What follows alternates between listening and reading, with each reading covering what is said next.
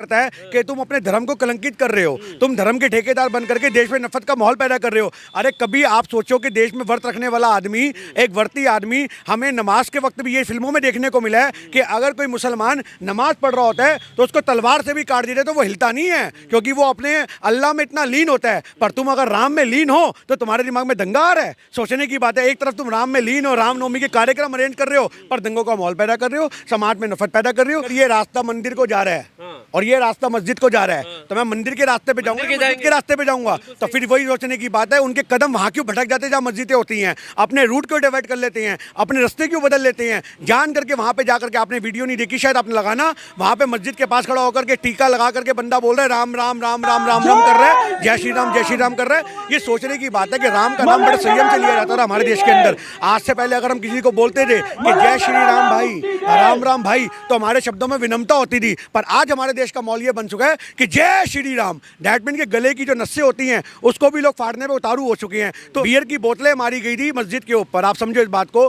तो जो beer P करके रामनवमी की शोभा यात्रा में हिस्सा बन रहे हैं वो काहे के हिंदू हैं। कहता हूं कि आज तो मुसलमानों को छोड़ो, हिंदुओं को इनका विरोध करना चाहिए और सामने बोलना चाहिए कि हम इस चीज से एग्री नहीं करते और हम चाहते हैं कि भैया ये चीजों को खत्म किया जाना चाहिए। पहल आज की डेट में यही लोग कर रहे हैं और दूल जवाब नहीं आ रहा। हर बार मुसलमान संयम रखता है, पर अगर उन्होंने संयम खो दिया तो बहुत जल्दी तांडव देखने को मिलेगा और देश में हाहाकार मचेगा। फिर लोग कहेंगे देखो मुसलमान तो होते हैं आतंकवादी हैं। उकसाओ तुम, भड़काओ तुम, उनको छेड़ो तुम, माहौल खराब करो तुम, उनके धर्म को टारगेट करो तुम, और उसके बाद अगर वो जवाब दे तो वो तुमसे सहन नहीं होता। नमस्कार, आपके साथ मैं हूं आकिल रजा। जिस तरह से देश भर में बवाल की तस्वीरें आ रही हैं रमज़ान के मौके पर और रामनवमी का जो त्यौहार मनाया गया, आखिर वो कौन लोग हैं जो उपद्रव फैला रहे हैं। देश के अलग अलग राज्यों से तमाम ऐसी तस्वीरें आ रही हैं जहां पर जो है जलाया जा रहा है और पत्थरबाजी की जा रही है। हमारे साथ गिन्नी जी हैं, इनसे बात करेंगे। सामाजिक मुद्दों पर बेबाकी से अपनी राय रखते हैं। किस तरफ आखिर देश जा रहा है? रामनवमी का त्यौहार, कौन है ये पत्थरबाज, क्यों जलाया जा रहा है? देखिए, सबसे बड़ी बात तो ये है कि राम वो भी आज एक हिंदुओं के बहुत बड़े देवता हैं, आज उनको बड़ा सम्मान मिलता है। और दूसरी तरफ आज रमज़ान का टाइम चल रहा है, रोज़े चल रहे हैं मुसलमानों के, यानी कि अगर देखा जाए तो दोनों ही पक्ष वर्ती हैं। तो व्रत के अंदर से दंगों की भावना पैदा होना ये अपने आप में सवाल खड़ा करता है कि तुम अपने धर्म को कलंकित कर रहे हो, तुम धर्म के ठेकेदार बन करके देश में नफरत का माहौल पैदा कर रहे हो। अरे कभी आप सोचो कि देश में व्रत रखने वाला आदमी, एक व्रती आदमी, हमें नमाज के वक्त भी ये फिल्मों में देखने को मिला है कि अगर कोई मुसलमान नमाज पढ़ रहा होता है तो उसको तलवार से भी काट देते तो वो हिलता नहीं है, क्योंकि वो अपने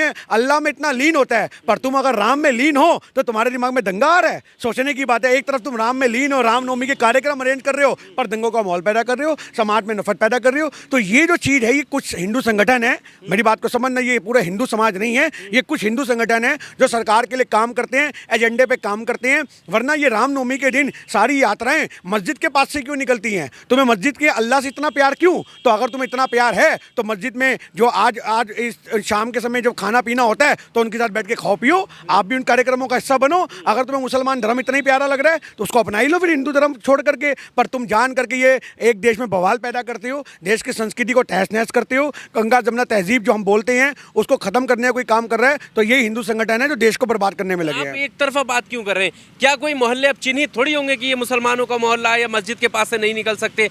ये लोग कौन है, उस पर लगाम लगाने की जरूरत है ना। कौन लोग हैं? अगर ये रास्ता मंदिर को जा रहा है और ये रास्ता मस्जिद को जा रहा है तो मैं मंदिर के रास्ते पे जाऊंगा, मस्जिद के रास्ते पे जाऊंगा। तो फिर वही सोचने की बात है, उनके कदम वहां क्यों भटक जाते हैं जहां मस्जिदें होती हैं, अपने रूट क्यों डिवाइड कर लेते हैं, अपने रास्ते क्यों बदल लेते हैं, जान करके वहां पे जाकर के। आपने वीडियो नहीं देखी शायद, आपने लगाना, वहां पे मस्जिद के पास खड़ा होकर के टीका लगा करके बंदा बोल रहा है राम राम राम राम राम राम कर रहा है, जय श्री राम कर रहा है। ये सोचने की बात है कि राम का नाम बड़े संयम से लिया जाता था हमारे देश के अंदर। आज से पहले अगर हम किसी को बोलते थे कि जय श्री राम भाई, राम राम भाई, तो हमारे शब्दों में विनम्रता होती थी। पर आज हमारे देश का माहौल ये बन चुका है कि जय श्री राम, दैट मीन के गले की जो नसें होती हैं उसको भी लोग फाड़ने पे उतारू हो चुके हैं। तो राम जो है वो एक शांति का प्रतीक है, पर आप उसको उग्रता के रूप में ले रहे हो। आप अपने बयानों के अंदर इतना उग्रता लेके आते हो। आपने राम की परिभाषा ही बदल दी। एक मधुर इंसान को आपने इस तरह उत्तेजना के रूप में प्रकट कर रखा है कि हिंदुस्तान में लोगों को ये लगने लग गया है कि अगर जय श्री राम बोला जाएगा तो सामने वाला बगल से तलवार भी निकाल सकता है, कत्लेआम भी कर सकता है। क्या बात तो ये बिल्कुल हकीकत है। आप एक बात बताइए, जय श्री राम कितना विनम्रता का नाम है। और जय सिया राम, जय श्री राम जब ये बोला जाता है तो ये अपने आप में उग्रता को दिखा रहा है। तो ये हमारे देश के अंदर जो उग्रता का माहौल बना हुआ है, ये जो उग्रता का माहौल बना हुआ है, ये हमारे देश के अंदर हमारे देश को नफरत की तरफ झोंक रहा है। और ऐसे हिंदू संगठनों से मेरा हाथ जोड़ के निवेदन है कि देश में शांति स्थापित करने का काम करिए। रामनवमी के दिन लंगर लगा करके लोगों को खाना पीना पिलाया जाता है, उस संस्कृति को विद्यमान करिए, संस्कृति को बर्बाद मत करिए। तो अभी जो चल रहा है, जो आज पहले शोभा यात्राएं तो पहले भी निकलती होंगी, अब जो निकल रही हैं उनमें क्या ऐसा अंतर आ गया है, क्यों ऐसी चीज़ आ रही हैं? 2014 से पहले क्या ऐसा कुछ नहीं होता था? आज की सारी जो शोभा यात्राएं निकल रही है वो प्रोजेक्टेड है, वो हिंदू संगठनों के द्वारा प्रोजेक्टेड है। उनके अंदर आने वाले बंदे आस्था के हिसाब से नहीं निकल रही, नहीं निकल रही ना, मैं आपको कह रहा प्रोजेक्टेड है। उनके अंदर आने वाली शोभा यात्राओं में आपको जहांगीरपुरी का वाक्य याद होगा, पिछली बार रामनवमी का, बियर की बोतलें मारी गई थी मस्जिद के ऊपर, आप समझो इस बात को। तो जो बियर पी करके रामनवमी की शोभा यात्रा में हिस्सा बन रहे हैं वो काहे के हिंदू हैं, आप समझो इस बात को। ये क्या अपने आप में दिखाता है? ये दिखाता है कि हिंदू धर्म को बदनाम करने वाले लोग हैं ये। ऐसे लोगों पे कार्रवाई होनी चाहिए, सीसीटीवी की फुटेज में इनकी पहचान होनी चाहिए। क्यों नहीं हिंदू संगठन के लोग इनके खिलाफ बोलते? मैं कहता हूं कि आज तो मुसलमानों को छोड़ो, हिंदुओं को इनका विरोध करना चाहिए और सामने बोलना चाहिए कि हम इस चीज़ से एग्री नहीं करते और हम चाहते हैं कि भैया ये चीज़ों को खत्म किया जाना चाहिए, ये हम लोग चाहते हैं। अच्छा, जो ये आप कह रहे हैं कि मुट्ठी भर लोग हैं जो नफरत फैलाते हैं, मान लेते हैं मुट्ठी भर लोग हैं, लेकिन एक बहुल्य समाज की आड़ में वो ऐसा कर रहे हैं, बहुल्य समाज के त्यौहार की आड़ में ऐसा कर रहे हैं, तो वो लोग क्यों खामोश है कि उनकी संस्कृति, उनकी आस्था, उन सब का खिलवाड़ किया जा रहा है? क्योंकि आज लोगों को ये एक पोखा चढ़ चुका है, एक वहम हो चुका है कि आज मुसलमानों को जब तक देश से नहीं निकालेंगे, मुसलमानों का बहिष्कार नहीं करेंगे, हिंदू सुरक्षित नहीं रहेंगे। पर आज ये कौन सी सुरक्षा है कि तुम अपने धर्मों को खुद ही खतरे में डाल रहे हो? सोचने की बात है। आप अपने ही धर्म को बेइज्जती कर रहे हो, आप अपने धर्म को छोटा दिखा रहे हो। हमारे धर्मों में ये सिखाया जाता है कि इंसानियत को सबसे ऊपर रखना चाहिए। आप एक टीका देख करके, टोपी देख करके दंगों का माहौल पैदा करते हो, ये चीज़ गलत है। तो जब तक हमारे समाज के अंदर ऐसे लोग रहेंगे, दंगाई लोग रहेंगे, हिंदू मुस्लिम भाईचारा आपको किताबों में पढ़ने को मिलेगा, हकीकत में देखने को नहीं मिलेगा। जो हकीकत में इसको अप्लाई करते हैं उनके बीच में भी दरारें पैदा कर देंगे, पड़ोसी का दुश्मन हो जाएगा, बच्चे बच्चों के दुश्मन हो जाएंगे, वो माहौल देखने को आएगा। वीडियो के आधार पर प्रधानमंत्री ने एक भाषण में कहा था कपड़ों से पहचान हो जाती है। अभी इतनी सारी वीडियो सोशल मीडिया पर तैर रही हैं, आप देखेंगे उसमें खास धर्म के लोग हैं। और गांधी जी के, मैं आपके सवाल को समझ गया। आपने गांधी जी का वो व्यक्तंग्य सुना है ना, बुरा मत देखो बुरा मत सुनो, गांधी जी के 3 बंदर। जब ये हिंदू धर्म की बात आती है, जब ऐसे उपद्रवियों की बात आती है, तो जब सारे बीजेपी वाले, सारे मोदी भक्त आंखें मूंद लेते हैं, ये गांधी का बंदर बन जाते हैं। इनके सामने गंदगी फैलती है पर ये कहते हैं हमने तो कुछ देखा ही नहीं। पर अगर एक मुसलमान कहीं पर तलवार निकालता नजर आ जाए तो उसको आतंकवादी बता करके पूरे समुदाय को टारगेट किया जाता है। पर आज जो ये उपद्रवी ऐसा माहौल बनाते हैं तो क्या हम सारे हिंदुओं को आतंकवादी बना देंगे? ये सोचने की बात है। ऐसा नहीं है, किसी भी धर्म में कोई आतंकवादी नहीं होता। हर धर्म में मुट्ठी भर लोग उपद्रवी होते हैं। उन उपद्रवियों को पहचानो, उनको टारगेट करो, उनके खिलाफ सजाएं करो। ये सीबीआई के छापे तुम मारते हो बड़े बड़े नेताओं पे, ऐसी सीबीआई की एक टीम गठित होनी चाहिए जो घर घर से उठाए ऐसे बंदों को जो देश का माहौल खराब कर रहे हैं, जो शांति का माहौल खराब कर रहे हैं, धर्म को भ्रष्ट कर रहे हैं। सबसे बड़ी बात है ये धर्म अपने आप में भ्रष्ट हो रहा है। रामनवमी के त्यौहार के दिन राम जी की पूजा की जाती है, लंगर लगा के भाईचारे का पैगाम दिया जाता है, तो उस दिन मस्जिदों पर करने क्या गए हो? क्या करने गए हो? क्या तुम्हारी रामनवमी मस्जिद के बिना पूरी नहीं होती? ये सोचने का सवाल है। आप समझो इस बात को। तो ये हमारे देश के अंदर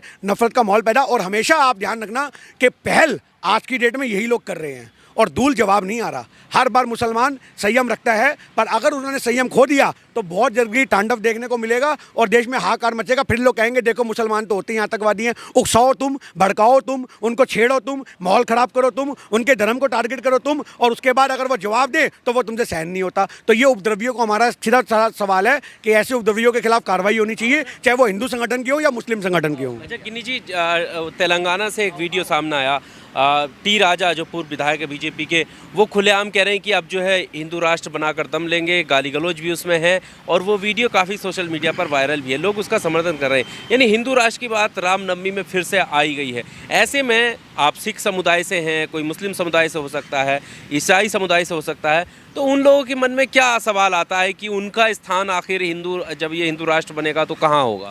देखिए, आज हिंदू राष्ट्र से कोई मतलब ही नहीं है। आज हमारे देश के संविधान की ये तो अवहेलना है, हमारे संविधान का अपमान है। हमारा संविधान के अंदर अगर हमें एक सेकुलरिज्म का एक टैग मिला गया है, बात को समझो, बाद में प्रावधान के बाद चेंज भी हुआ है, इस चीज़ को बदला गया है, तो आज हम ये मानते हैं कि भैया आज धर्मों में छेड़छाड़ अच्छी बात नहीं है। आप विकास की नीतियाँ अपनाओ, हिंदू धर्म की तरफ देश को अग्रसर मत करो, आप विकास की नीतियों की तरफ देश को अग्रसर करो। आज धर्म की, हिंदू राष्ट्र की बात करते हैं, नेपाल हिंदू राष्ट्र है, क्या हाल है वहाँ के? और अभी एक रिपोर्ट आई है, मैं आपको बता दूं कि इसी प्रकार अगर हिंदू राष्ट्र की रट लगा करके हमारे देश को बर्बाद किया गया, समुदायों से छेड़छाड़ की गई, तो 2025 में हमारा देश बांग्लादेश से भी नीचे जाने वाला है। ये रिपोर्ट आ चुकी है, उस रिपोर्ट को आप पढ़ो। तो 2 साल के अंदर, मात्र 2 साल में हम बांग्लादेश से भी गरीब हो जाएंगे। ये क्यों हो रहे हैं हम? क्योंकि आज हमारा देश धर्म की प्रवृत्ति पे हो गया। अरे आप सिर्फ पाकिस्तान से एग्जाम्पल ले लो। आज पाकिस्तान एक इस्लामिक कंट्री है, उनका क्या हाल है? क्योंकि वो कट्टरपंथी पे उतर हो चुके हैं। जब भी कोई देश कट्टरपंथी की राह में चलेगा, वो बर्बादी की राह चुनेगा, और जब भी कोई देश भाईचारे की राह में चलेगा, वो विकसित होता जाएगा। पर आज हमारा देश उल्टा गंगा बह रही है। विकसित होने की कगार पे था, विकासशील था, पर आज वो विकासशील से अल्पविकसित देशों की श्रेणी में आ चुका है। और थोड़े दिन की और बात है, हम अल्पविकसित से भी और उस गरीबी के दर को छू जाएंगे कि भारत की 80% आबादी हमारे देश में हैंड टू माउथ जो है आज की डेट में, वो गरीबी रेखा के नीचे पाएगी। मोदी सरकार को चाहिए कि हिंदू राष्ट्र की प्रावधान को खत्म किया जाए और देश जो चल रहा है उसको चलाया जाए, भाईचारे को बढ़ाया जाए, विकास की रणनीतियां बनाई जाए। आज हमारे देश में इतने बड़े बड़े साइंटिस्ट हैं, इंजीनियर हैं। अभी बिहार का आप रिजल्ट ले लो, 98% एक लड़का लेके आया है, वो मुस्लिम लेके आया है। आज बिहार के अंदर आप देखो कि हिंदुओं की आबादी नहीं है, मुस्लिम की आबादी नहीं है। आज छोटे से बच्चे की पूरी वीडियो फोटो वायरल हो रही है कि 98.3% बिहार का युवक लेके आया जो कि मुस्लिम है। हमें भी साबित करना पड़ रहा है लोगों को कि देखो हमारा मुस्लिम समुदाय का लोग, जो मुस्लिम समुदाय के लोग हैं, वो फोटो लगा रहे हैं, उनको साबित करना पड़ता है। एक तरफ वो बॉक्सिंग में 2 बार चैंपियन बन के आ गई, कौन है, खान करके लड़की है जो, हाँ जरीन खान जो भी नाम है उसका, वो 2 बार बॉक्सिंग के अंदर आप देखो धराशायी करके विश्व का नाम रोशन कर रही है। अरे आप इससे क्या मतलब ले रहे हो? एक खिलाड़ी का धर्म देखोगे, एक अध्यापक का धर्म देखोगे। आज एक खान सर अपने आप में कितने फेमस हो चुके हैं, आप कहां से मुस्लिमों को बायकॉट करोगे? आप समझो, आपको ये चीज़ अपनानी पड़ेगी कि आज हमारा देश मिलकर ही चल सकता है, यूनिटी के द्वारा ही देश आगे बढ़ सकता है। अगर आप लोग यूनिटी से भारत को अलग करोगे तो देश तबाही की तरफ बढ़ेगा, और वो तबाही का अगर कोई सरगना होगा तो वो ये मोदी सरकार होगी और कोई नहीं होगा। Subscribe now and press the bell icon. Never miss an update.